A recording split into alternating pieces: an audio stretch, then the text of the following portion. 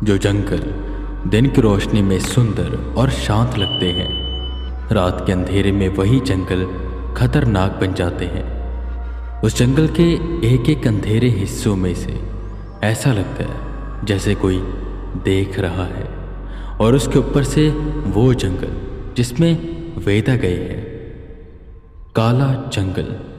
उसमें तो खतरों का डेरा लगा हुआ है, हर कदम पर खतरा, हर कदम पर मौत।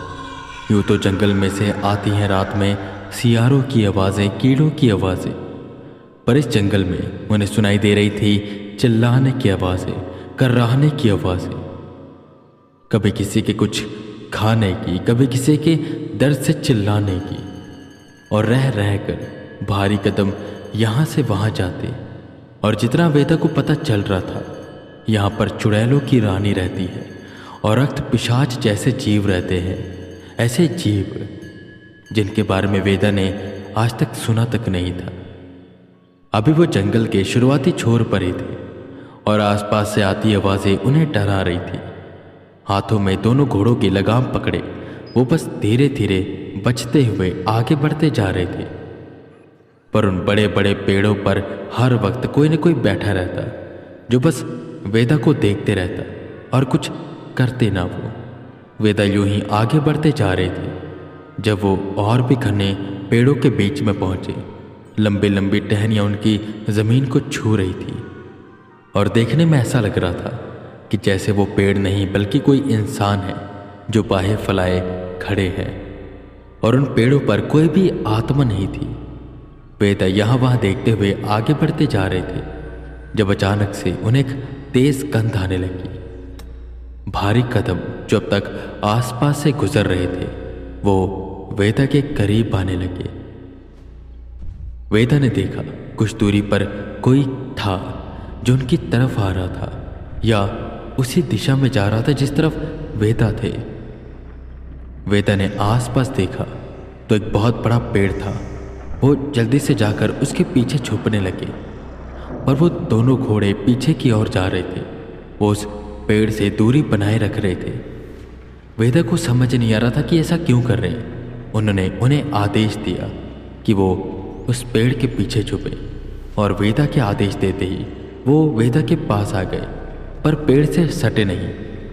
थोड़ी दूरी उन्होंने बना कर रखी।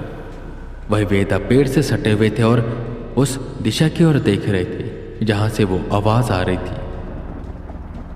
एक बड़ा सा दैत्य जैसा दिखने वाला जीव वहां पर खड़ा था। उसका चेहरा किसी बड़े सुअर जैसा था और उसके नीचे का धड़ इंसान का था। उसके हाथों में बड़ा लकड़ी का बेस बैट जैसा कुछ था जो काफी भारी लग रहा था, और उस पर कांटे लगे हुए थे, और वो कुछ सूंघते हुए यहाँ वहाँ किसी को ढूंढ रहा था। वेदा को लग रहा था कि वो उन्हें ही ढूंढ रहा है। उसकी बड़ी बड़ी नाक तेजी से हिल रही थी और वो सूंघते सूंघते वेदा की दिशा की ओर बढ़ने लगा। वेदा सोचने लगे कि वो क्या करे। तब उनकी नज़र वहीं बगल में पड़े एक पत्थर पर पड़ी। उन्होंने जल्दी से उसे उठाया और दूर झाड़ियों में फेंका, जिससे आवाज़ हुई, और आवाज़ सुनकर वो दैत्य उस दिशा की ओर भागा, यानी उस झाड़ियों की ओर। वो हथियार जैसे दिखने वाले उस बेस बैट से झाड़ियों पर वार करने लगा। वो पागलों की तरह उस झाड़ियों पर वार किए जा रहा था। वेदा ने मौका देकर वहां से भागने की कोशिश की, तब उनका पैर किसी चीज में फंसा और वो नीचे गिर गए, और उनके नीचे गिरने से एक आवाज हुई। वो दैत्य अब गुस्से में आ चुका था। वो गुर्रा कर मुड़ा। वेदा को पता लग गया कि वो फंस चुके हैं। वो भारी कदम जमीन पर पटकते हुए वेदा की ओर बढ़ने लगा कि तभी उसने उस बड़े पेड़ को देखा, और जैसे उसने पेड़ को देखा वो वहां से भाग गया। दोनों घोड़े हिनहिनाने लगे और वेदा को समझ नहीं आ रहा था कि यहाँ पर हो क्या रहा है। वो दैत्य वहां से भागा क्यों और वेदा गिरे कैसे। तब उन्होंने उनके पैरों की तरफ देखा तो उस बड़े पेड़ की टहनी थी जो जमीन पर थी, और वो वेदा के पैरों में फंसी हुई थी। पर हैरान करने वाली बात यह थी कि वो टहनी अपने आप वेदा के पैरों को कसते जा रही थी। अचानक से वेदा को कुछ चुभने लगा। वेदा ने देखा तो उस टहनी पर धीरे धीरे कांटे उग रहे थे। वेदा समझ गए कि यह कोई आम पेड़ नहीं है, जैसे शिकारी पौधे होते हैं जो मक्खियों को, छोटे कीट पतंगों को फंसाकर मारते हैं और उन्हें खाते हैं, वैसे ये है शिकारी पेड़ और इसकी चपेट में वेदा फंस चुके हैं। उस शिकारी पेड़ ने वेदा के पैरों को जकड़ा और अब वेदा खुद को छुड़ा नहीं पा रहे थे। धीरे धीरे और टहनियां नीचे आने लगी। उन टहनियों ने वेदा के दोनों पैरों को जकड़ लिया। उस पेड़ ने वेदा को उल्टा टांगा और ऊपर की ओर खींचने लगा।